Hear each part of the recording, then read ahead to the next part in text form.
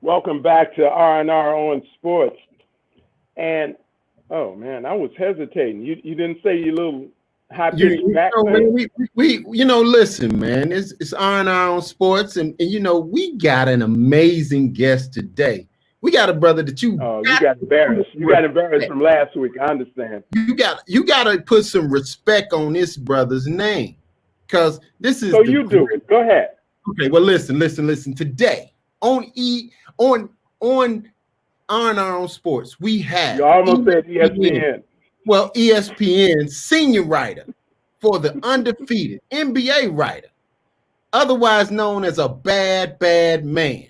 We have today Marc Spears in the house at R&R. What's up, Money Marc? Yes. Did I do all What's right? going on? I can't hear you guys. Did I do okay? How you doing, Marc? You can't hear.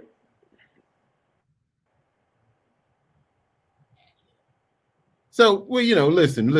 Right now, we got some technical difficulties with Marc.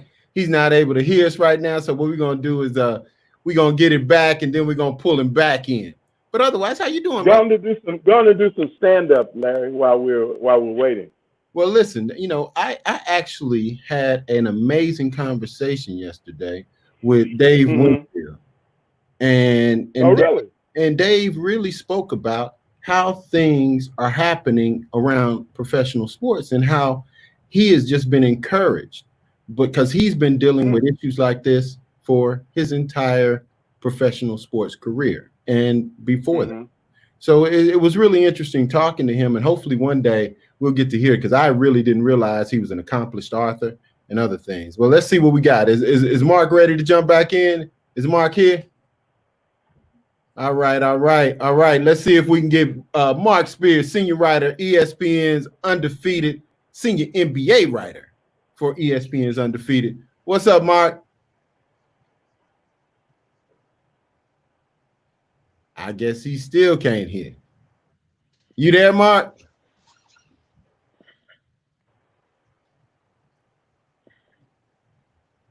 Nope. Marc Spears, senior NBA writer for the Undefeated. Maybe the third time is the charm. Marc Spears, maybe so. Brother, are you in the house? I think he's still having some technical difficulties, man. We got all kind of rain and storming. We like that, man. We have been fairly blessed in this thing. Excuse me? Say it again. We've been fairly blessed. We've been pretty blessed that we have, to this point, not had very many TDs. Yeah, as we call it in the business. But hey, man, it happened. It happened. Especially in the age of COVID, things are happening, and we just have to keep rolling, man. We just have to keep rolling, keep doing what we do. The show must go on. So what's going on in your world, H? Well, all kind of things, man. I'm really very, very observant and watching what's happening in pro sports, and seeing how each sport is trying to deal in this new reality. Okay. Notice I didn't call it new normal. There's nothing normal about it. It's new. It's just new, and it's a reality that is really going to affect sports. And I'm just looking at how everybody's dealing with it. I want to see how Marc feels about it relative to the NBA. But I'm looking at baseball. They just called off minor league baseball altogether. Right. Yesterday, this week. So it's interesting. Everybody's going to have to make tough business decisions about how and whether and how to go forward. Okay. So that's what I'm looking at. Well, let's see if we can do this one more time. We see jump back in. Okay. Listen, everybody. For the third time and hopefully the charm, we want to introduce you to Marc Spears, senior NBA writer for ESPN's Undefeated. What's up, my brother Marc? Man, wow. I think that's my internet. I don't know what it is, man. This ain't Zoom. It's poof. I don't know what this is, but I'm here now, man. How y'all doing? Man, we are wonderful, man. We are wonderful. Hey, Marc. And for the people listening, don't blame these brothers. It ain't their fault. It's me using it on my cell phone. So blame my cell phone, not their technology. Well, being the complexion that we are, they probably didn't sell us Zoom. They sold us Boom. Yeah. An off-brand, an offshoot. Welcome back to R&R. That sound more cool though. I'd rather do Boom than Zoom. Boom. That sound like a black internet site. There you go. We're about to go on Boom. How about that off Call me on Boom, dog. Call me on Boom. Yeah. You need to go trademark that now. It's a business model, man. It's a business model. We can do this. Hey, but wait a minute, hold on there. Think about it. Think about the commercial. Boom. Zoom for black people. Yeah, well, there you go. The black Zoom. The black Zoom. Boom. The black Zoom called Boom. Yeah. You got music you can play in the background, you know what I'm saying, that you can pick from. There you go. Cooler wallpaper, you know. Mm-hmm. Yeah. Mm-hmm. Well, listen, Marc, talking about business models, man, the NBA is looking to drop about 150 mil on going to Disney World. Man, that's a trip to Disney World that is unprecedented. As somebody who has a master's in sports business management from LSU, if they spending that much money to get it back started, how much you think they're making? Oh yeah. They so make that's a drop in the bucket. Mm-hmm. Like, think of all the commercials that are going to be played for 3.5 months with the ability to show these games worldwide. Okay. Don't worry about that 150 million, Hoss. like somebody taking $20 out of your pocket. That's like the LeBron James contract. Yeah. Well, listen, man. I think you've got to be somewhere on the list of those chosen journalists. I mean, I know you've got about 20 years at least of covering the NBA. Kind of give our listeners a little bit of the Cliff Notes version of your career, and then talk about the NBA bubble and what it looked like. Just some of the attributes of what's going on. Well, I've been covering NBA now for 21 seasons. This is my 21st season. I think I've covered like 20 All-Star games, 20 NBA Finals. Went to the Olympics in 2008. I even been to the Eurobasket back in 2003 in Sweden. So I've done a lot of things. Also, I'm a former chair of the National Association of Black Journalists Sports Task Force. Did that for 6 years, and that's basically the governing body of all the black sports journalists in North America. So, definitely proud to be a part of that organization and have a strong work in that organization still. But I think it sounds like, and amongst brothers, you don't believe it till you get the email, but they tell me I'm going. I ain't got that email yet, you know what I'm saying? But there you go. But we're gonna keep our fingers crossed that you get the email. You guys might have some breaking news, because you like the first piece of people I told publicly that I think I'm gonna be one of the few people that are in the bubble. Obviously, Malika Andrews and Chris Haynes, two NABJ members, are in there already. They went there Sunday, and I think starting tomorrow they got to quarantine for a week. Right. And then I think that the writers are, for the most part, that the handful of us that get to come, which I believe is less than 15 that are in the bubble, will mostly arrive on like July 12th, I believe. Okay. I believe it's not etched in stone yet, but we'll have to quarantine for a week as well. before we have access to the players and their practices, and that's still like I don't know how close I could get to them or if there is any one-on-one time. But from what I'm being told, like that quarantine is in a room for a week. Okay. They basically solitary.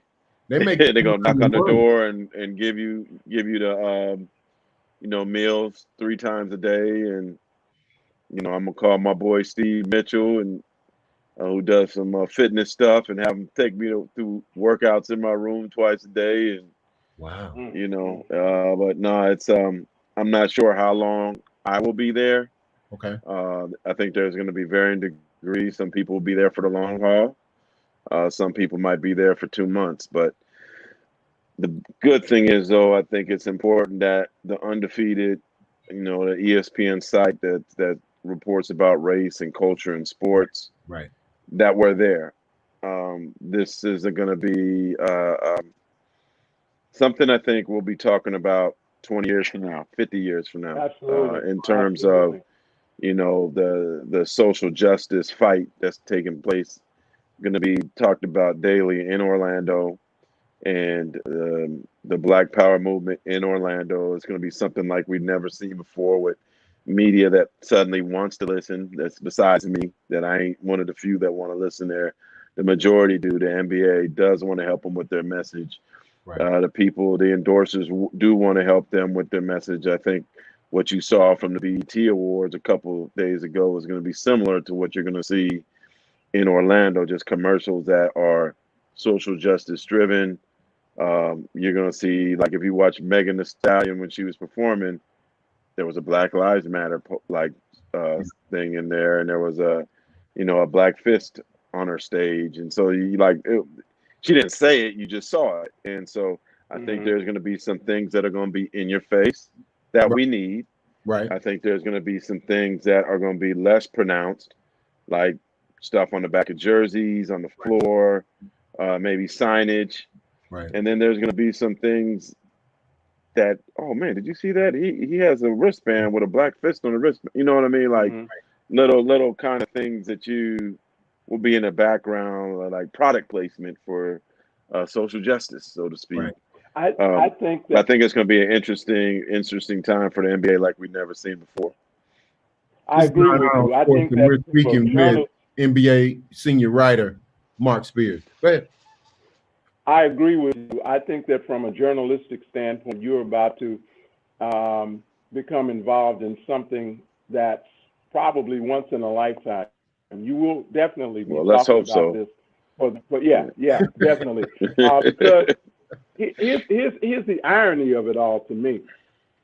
You are about to become involved with a really grand experiment where they are going to try to make a controlled environment out of the uncontrollability of pandemic and protest.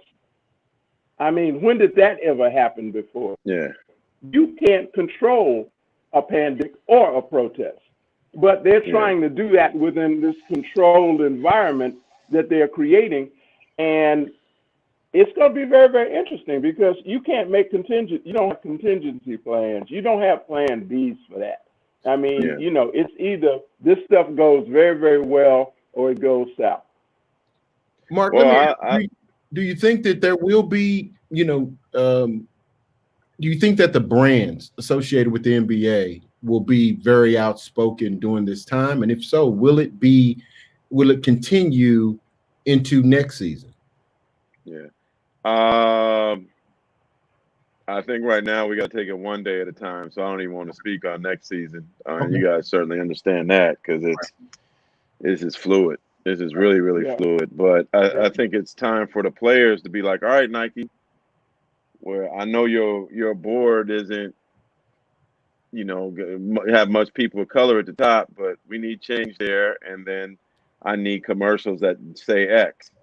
We saw some beautiful Procter & Gamble commercials done by a company called Agami, a black company that's by a guy named Michael Warner who does amazing work. Like hopefully we'll see those Mhm. commercials and more things like it.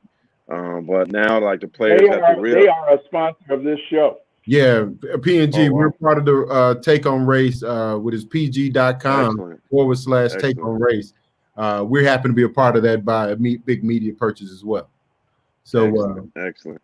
But yeah, so no, shout out to them and what they're doing. But I think that the players have to understand that they got the NBA in their hand, they have their endorsement companies in their hand, they have the media in their hand. Like they have to use us to their advantage, to the best of their ability during these 3.5 months, and feel that when it is over, when a champion is crowned, when they get on their planes or when they go visit Disneyland to celebrate their championship by finally being able to visit Disneyland because they're out of the bubble, Mhm. Mhm. or Disney World, so to yeah. speak, that they do feel good about what they did and the message that they had. And I don't know if they end up being John Carlos and Tommy Smith or Kaepernick or Jesse Owens, but I feel like there's going to be a picture, a moment that takes place that we're going to remember. That's going to be the part of legend from Orlando. Hold on, okay, hold on for a second. As we just talked Right. about, we got to pay some bills. So listen, we're going to take Mhm. a short break. We're going to be right back with ESPN senior NBA writer Marc Spears.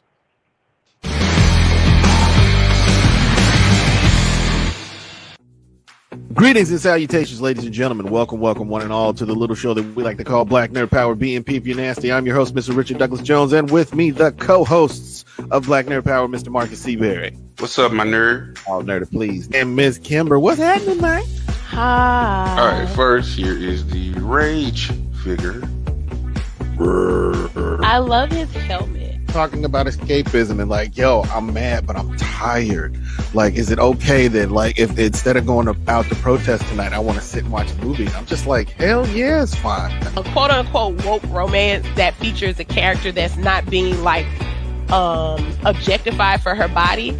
That does not necessarily mean that book will not have sex in it. And I think on that note, we're going to end the show. Kadzukian. Download the Kadzukian app, available on Android and iOS. And we are back with Marc Spears, senior NBA writer for the Undefeated. We were talking about the NBA's exodus to Orlando and Walt Disney World and the wide world of sports bubble.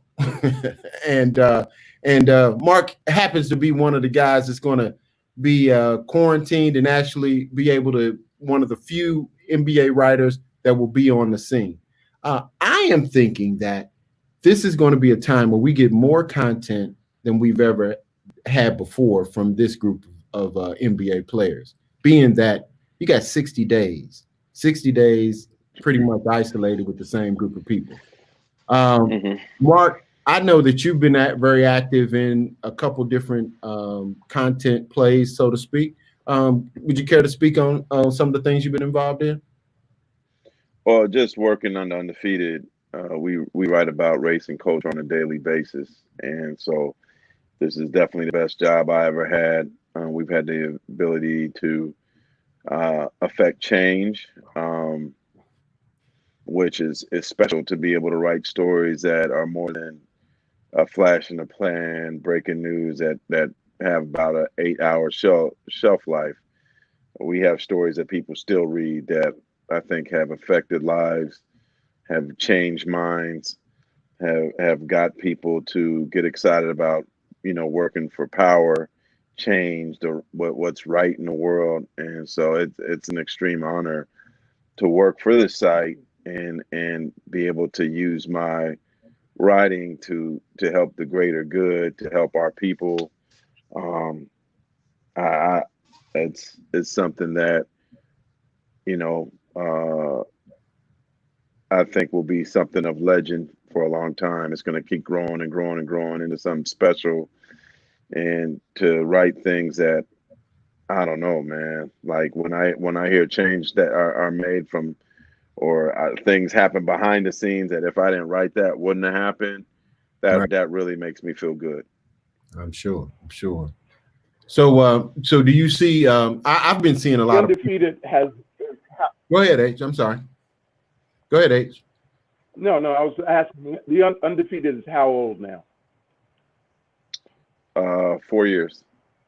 4 years old. Okay. 4 years old. Yeah. Really keeping up the fire for having these discussions, and probably has become the main platform for that.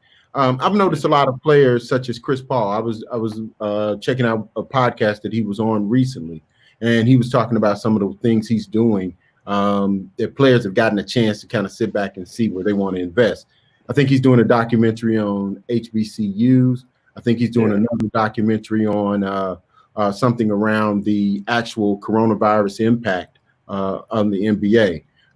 Do you think we'll see more opportunities or more players getting engaged in doing these outside projects now that they have a platform that is more willing to embrace some of the cultural things that they're dealing with? Well, I think for LeBron James, Kevin Durant, Steph Curry, Chris Paul, Draymond Green, they were already doing these things.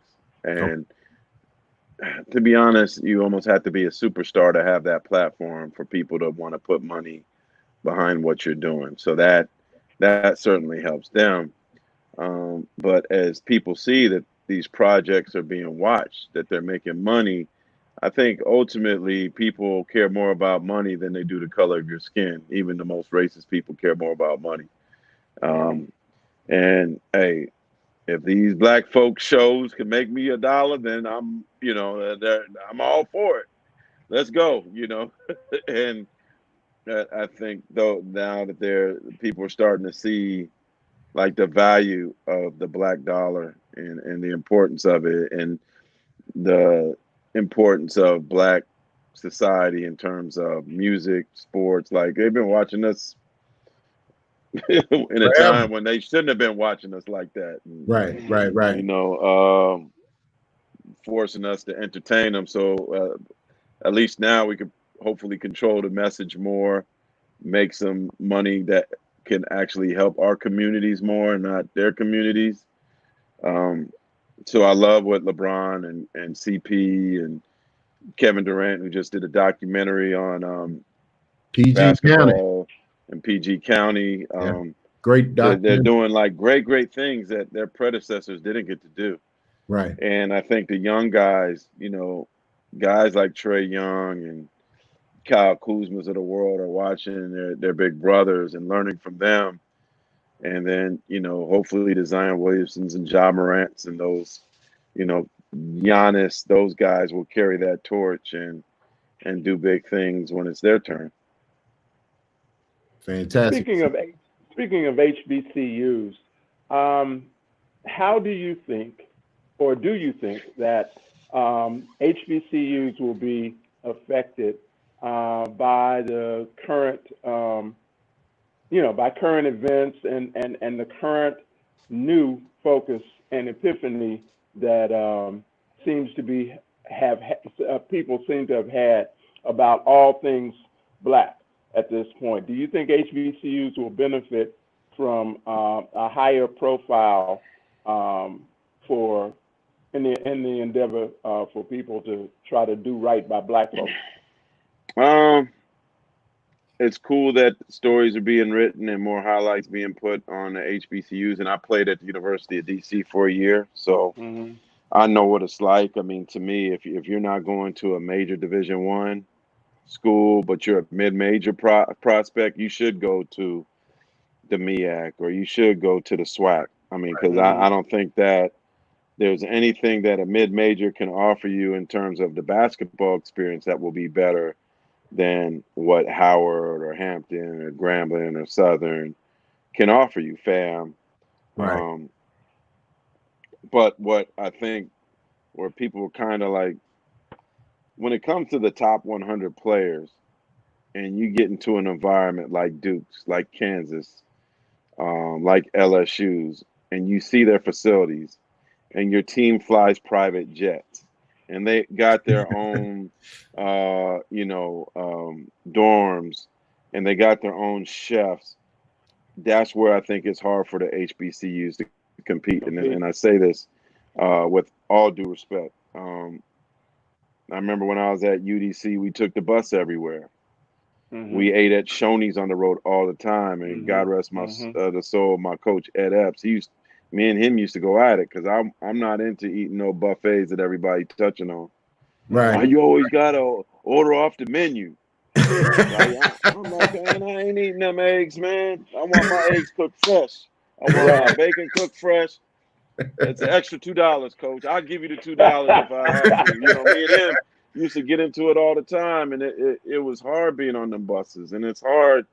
Like, so I think the only way that HBCUs can really like you gonna tell this kid that he gonna go visit like Duke or LSU, and they talking about. You can tell I got my master's from LSU because I keep picking on Keep mentioning, yeah. yeah, that I could be on a private jet or I could be on a bus. Well, Like, I no, get but no, that. let me finish. Let me finish. Go ahead. But here's the answer. We need people to give Howard money, Hampton some money, That's Bam where I some was money, going. Grambling some money, Yes. Southern some Lincoln. money. Well, Like just I think what saying. Steph Curry did with Howard's golf team, like what Steph Curry did with Howard's golf but team. he gave them money. Right. So right. to me, if you want Howard and Hampton and Fam and all these Southern and Grambling to compete with just the mid majors, we got to dramatically Texas Southern. My boy coaches at Texas Southern. We got to dramatically improve their facilities. They don't necessarily have to get private planes, but at least let's give them the ability to get on a plane. Right. Like, let's give them the ability that when you go in that weight room, they're like, all right, this is just as good as that other school I went to. Like, that if you want to compete with the big boys, you got to have the same stuff the big boys have. So I'm hoping that with all this talk, it ain't more just like trying to nudge this one kid. And maybe if number 8 ranked kid goes there, it's going to change everything. No, it's facilities. Right. It's facilities and the way you treat these kids and the things.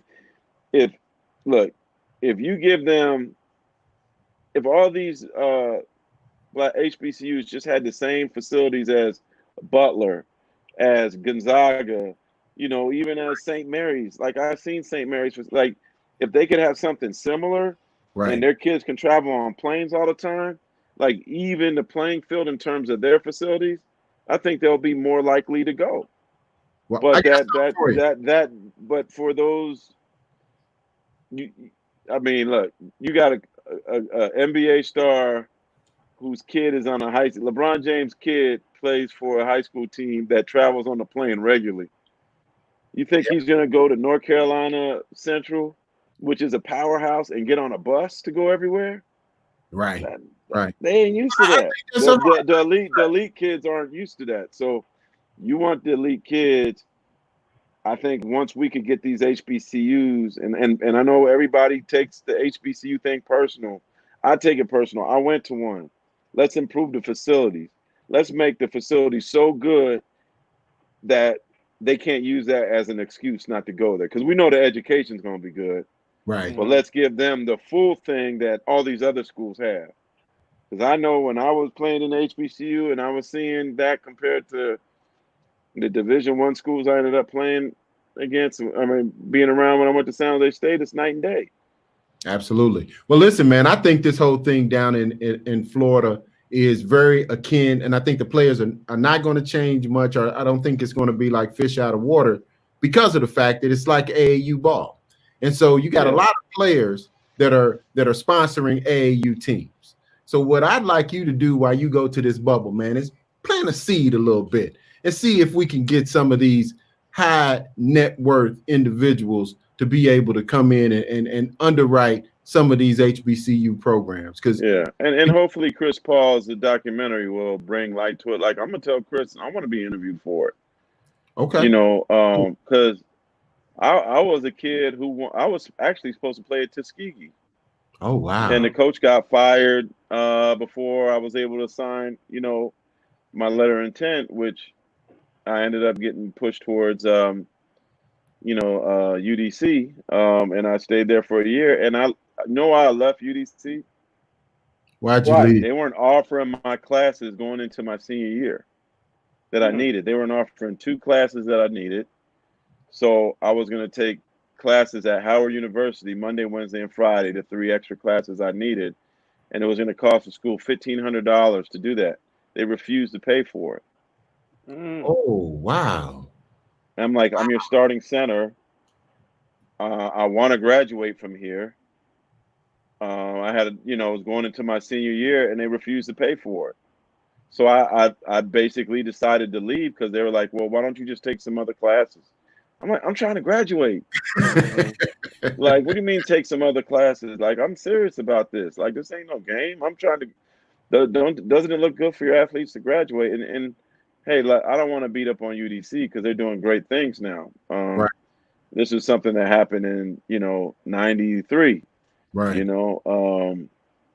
So, but I should be a graduate of the University of District of Columbia. I should be hyping that school up and telling everybody how much I love being an HBC. Yeah, how much I love being an HBCU graduate. I wanted to be one.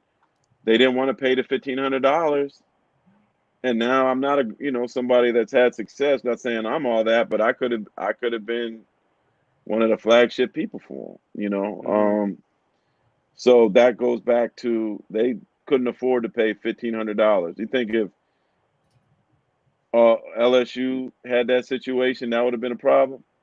Not at all. Like, hey, the Southern is offering the 3 classes I need. Well, yeah, done. Yeah, before you even get it out.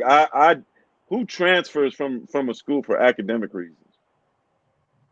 I transferred for academic because the academics weren't suitable for me to get my diploma. Wow.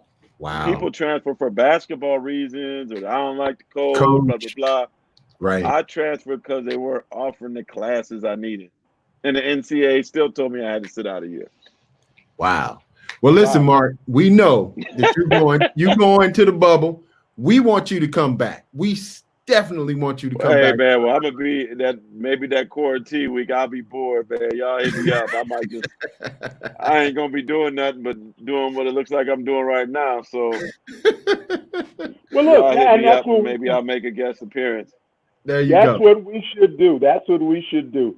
You should we would look forward to you calling us from the bubble because we'd like very much to know how it's going. All right. Absolutely. Hey, I actually think I'm going to be in a safer place in there than you guys will be outside. Hey, y'all going to be knocking on the bubble window. Let me in. Trying to get in. Trying to get in. All right, y'all. All right, brother. Well, thank you, Mark. Glad to have you, man. Listen, Marc Spears, ESPN's undefeated NBA senior writer. An amazing, amazing interview. Absolutely. And in a unique position, in a unique situation. It's going to be interesting to see what happens. Well, listen, we're going to come right back with our shout outs. So listen, stay right there. We got some stuff for you.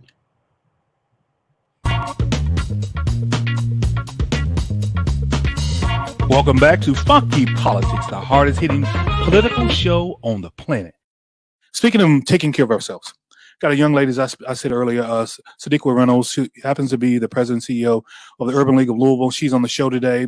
We want to talk a lot about social justice. What does social justice mean to a people who have been oppressed for so many years that we don't even know what justice is anymore, or at least what we consider to be real justice anymore for the majority of us. And then we want to talk about hopefully an economic upswing in our communities of color who have been oppressed for so many years. But especially people in Louisville, we are going through a lot here in the city, COVID-19 yes, and all of the challenges that has brought with it. Kazukian. Check out all your Kazukian favorites now. Download the Kazukian app, available on Android and iOS. And we are back with Iron on Sports. And I think it's time to say goodbye, Uncle H. Well, see, there we go. See, man, we've had all kinds of technical difficulties today. But I think in this particular case, Howard just didn't unmute his mic. So in the meantime, I'm going to give my shout out. My shout out is to the young man, Imani Bates, who is balling. Now, listen, he's already one of the baddest going into his junior year. He's as a sophomore, won Gatorade Player of the Year. He is doing some amazing things on the basketball court, and he just recently committed to Michigan State University.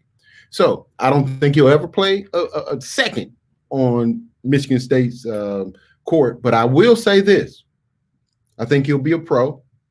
I think he'll go right from high school to the pros. If not straight to the big time, he'll go to the G League Select because the money is just too big.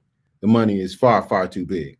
So with that being said, I'm going to see what Uncle H, what do you have, man? What do you got on your end as far as a shout out?